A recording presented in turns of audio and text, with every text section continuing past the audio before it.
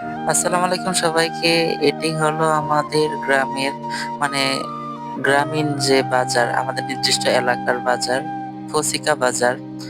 ৩-৪ টা গ্রামে একসাথে মিলিয়ে এই বাজারটা সাপ্তাহিক বাজারটা হয় শুক্রবার ও সোমবার।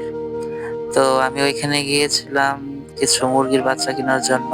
যেহেতু আমার আব্বা পছন্দ করে ওই জ জবাই করে খাওয়ার জন্য আরকি। তো দেখানোর চেষ্টা করলাম যে আমাদের গ্রামের বাজার অনেক সুন্দর এবং ওখানকার মানুষগুলো অনেক সহজ সরল। ছোট বড় সব বয়সের মানুষই যে যা পারছে হাঁস মুরগি থেকে শুরু করে স শাকসবজি, পিঠার দোকান, বাঁশের জিনিসপত্র বিভিন্ন ধরনের এবং তৈজসপত্র এখানে নিয়ে আসছে। কাপড়ও আনে, তবে কাপড়ের চকে আমি যাই নাই। এই যে ভিডিও হেঁটে, হেঁটে করেছি বিধায় সুন্দর করে করতে পারিনি। তবে যতটুকুই পারছি আমি আপনাদেরকে দেখানোর চেষ্টা করছি। এই আরকি মানে অনেক অনেক সুন্দর একটা পরিবেশ। যে সামনে দেখলে বুঝতে পারতেন সবাই যে আমাদের গ্রামের বাজার কতটুকু সুন্দর বলা বাহুল্য। তো আমি বাজারের সব সাইডেই অলরেডি ভিডিও করার চেষ্টা করছি। এক সাইড পুরোটা আমি পারি নাই। অনেক ভিড়ও ছিল আর সবাই আমার দিকে তাকিয়েছিল আমি কি করছি ভিডিও করছি। এই যে পিচ্চিটা অনেক দুষ্ট।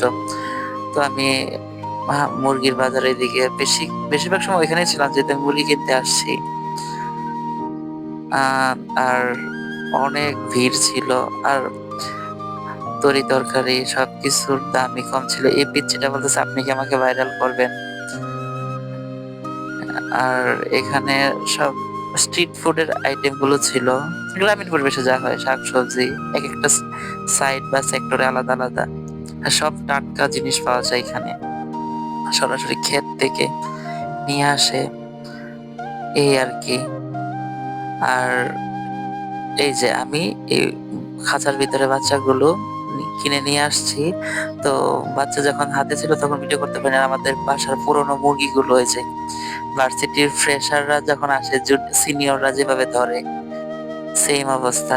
মনে হচ্ছে খাঁচার ভিতরে গুলো ফ্রেশার আর বাইরের গুলো সিনিয়র আপু। তো ওদেরকে অনেক শাসাচ্ছে যে তোরা কোত্থেকে আসলি, অনেক রাগে।